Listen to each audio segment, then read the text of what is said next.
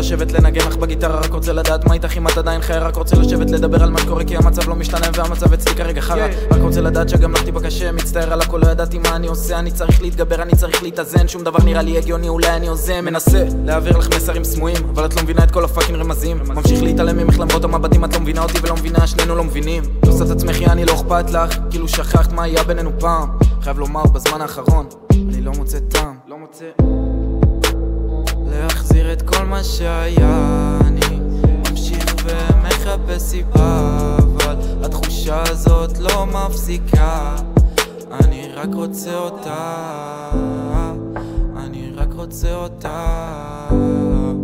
אני רק רוצה אותה, רק רוצה אותה, yeah.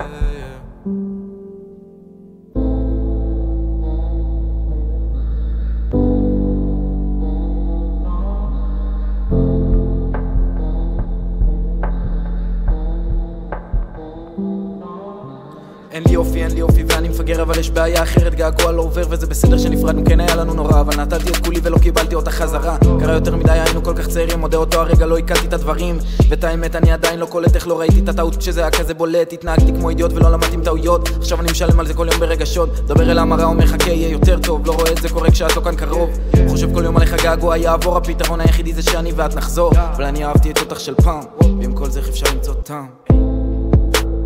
להחזיר את כל מה שהיה, אני ממשיך ומחפש סיבה, אבל התחושה הזאת לא מפסיקה, אני רק רוצה אותה, אני רק רוצה אותה, אני רק רוצה אותה, אני רק רוצה אותה,